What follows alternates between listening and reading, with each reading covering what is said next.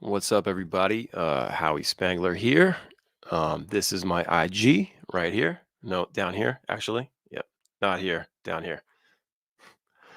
So I'm trying out some new platforms. As you can see, I'm using Streamyard. Streamyard. Some friends introduced this to me the other day. Basically, it's like an alternative to Zoom, and it has a free account.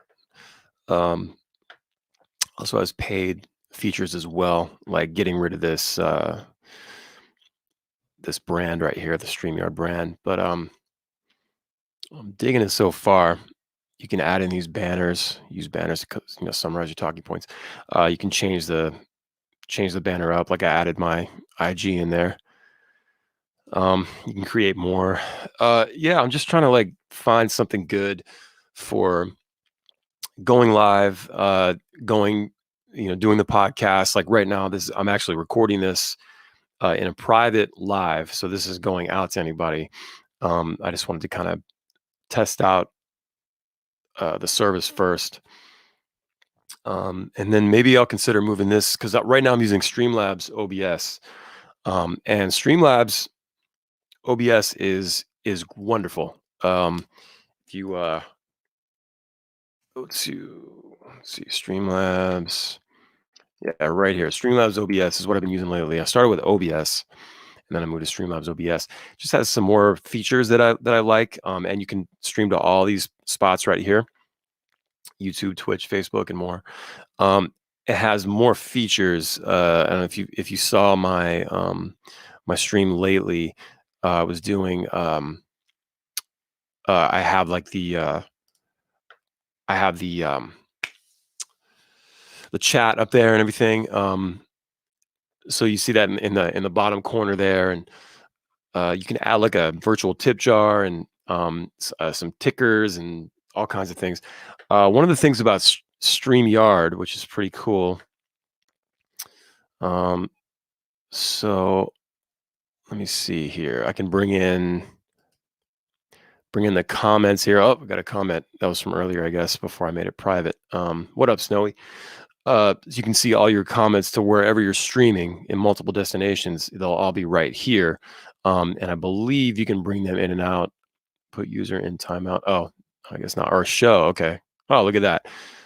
All right. I'm showing your comment here, but you can show the comments, which is really cool. I like that. So if you're doing like a show that's like with another person, like bringing in a guest or like a podcast or something, you can like a Q&A, live Q&A, you can bring in the question and have the person answer it right there. I really like that. That's very cool. So that's with StreamYard here. With the branding stuff, let me see. Okay, so like they have the overlays, background. I'm not sure. I guess you can upload your own backgrounds. I can show the names of each person, and this is where I could do like I'll tell the guests as they come when they sign in. You put in your name that you want up there. You can have them put in like their IG or their Twitter or something like that, and have that up there either the whole time or faded in and out. You're kind of like producing on the fly, which is cool. There's a private chat, which is interesting. But yeah, I like that with the comments feature. That's really neat. You can throw that up there. And then so with StreamYard, their plan is let me make sure that okay. Basically, yeah. So here's their free plan, and then they've got it's $14.99 a month. Oh, I'm sorry, this is with Zoom. I'm sorry, this is Zoom. Zoom has the free plan, $14.99 a month, 20 and 20.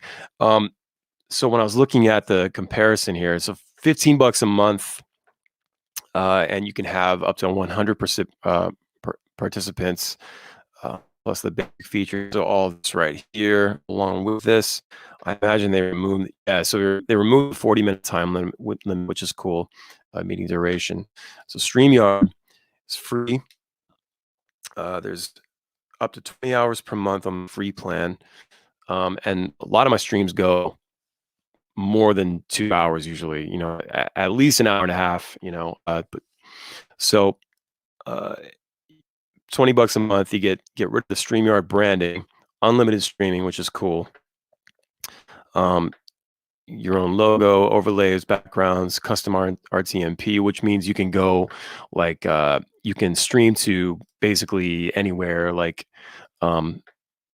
if the service isn't listed, you'll be able to stream anywhere just by looking up get the stream key and their custom URL that they created. So you can use that. Recording up to 4 hours, which is great. I typically don't go like anywhere. It's usually between 2 and 3 hours on a longer one for me. Multi-stream, 2 destinations. Okay, so if you sign up and you've got Twitch, YouTube, Instagram, I'm sorry, not Instagram, Facebook, Twitter, Periscope, you can pick 2 to go to it at the same time. Whereas on the $40 one, the professional, you can do 5 destinations. Okay, so for me, I've got on my destinations. I wonder if I can show this. Yeah, if I go to my account, my destinations. So I've got my Facebook, my YouTube, my Periscope, and my Twitch all connected here. And then you can see where my previous broadcasts were, which I'm live right now in this one. And then what I can do is I could invite a guest to this right now if I wanted. I haven't prepped anybody, so I'm not going to do that. But very simple. I was in a StreamYard conference the other day, talking to some people and trying it out, and it was very cool. It was just like Zoom, and you could.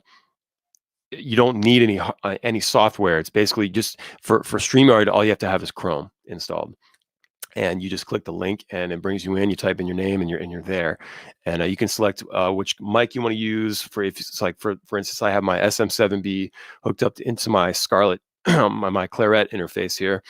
So I select that device, the Focusrite, and then I can choose between my webcam on the iMac or the camera here that I have set up, which I have running through. It's just a Canon M50 running into a Elgato capture card, the Camlink 4K.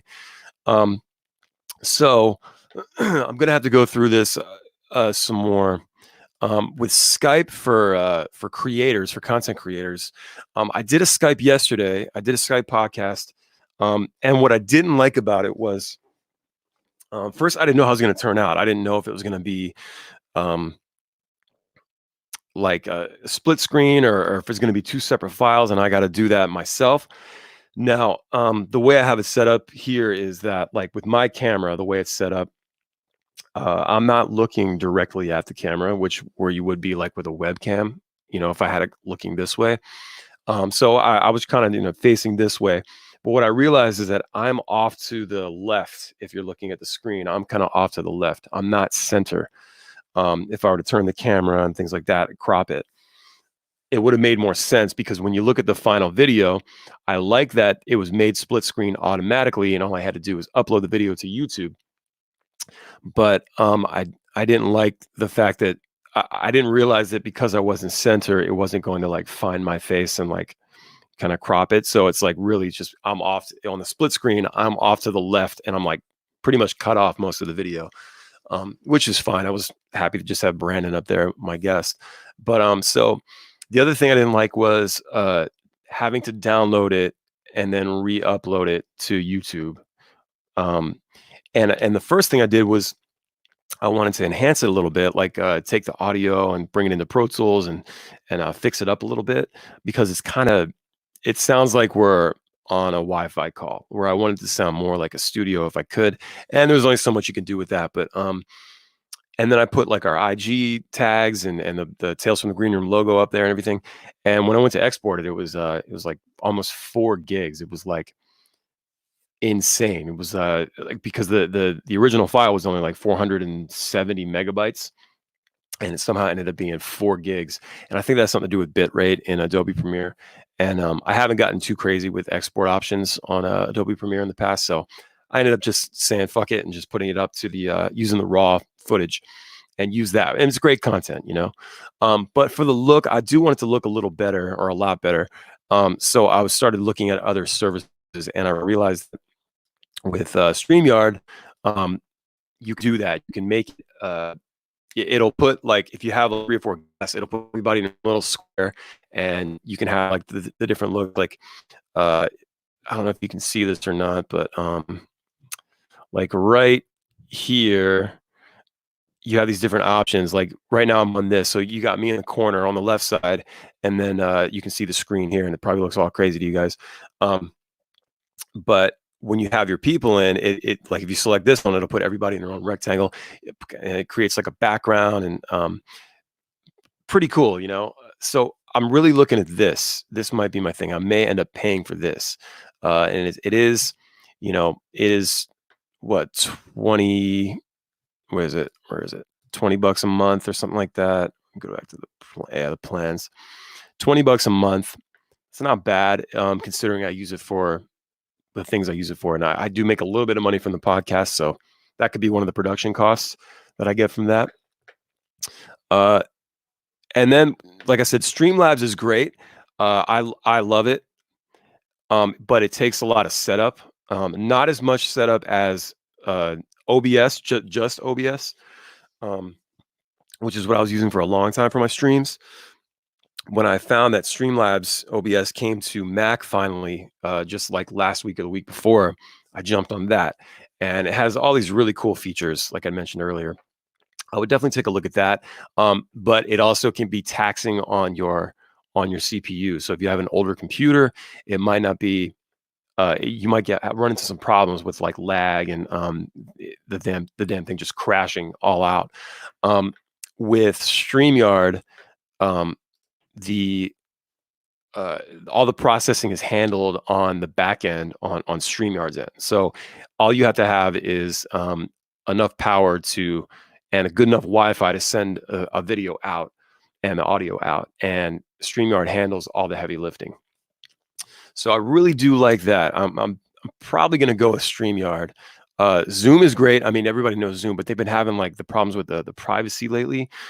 People Zoom bombing, you know, and I don't know how prevalent that is. I don't know if that's something that happens a lot. I mean, it hasn't happened to me yet. I've used Zoom a few times for conferences, and but it just seems a little scary. Now I kind of looked into it, and I guess they had problems in the past where they were doing some shady stuff, collecting data and things, and it just seems a little bit weird. So, and the stock's falling at the moment.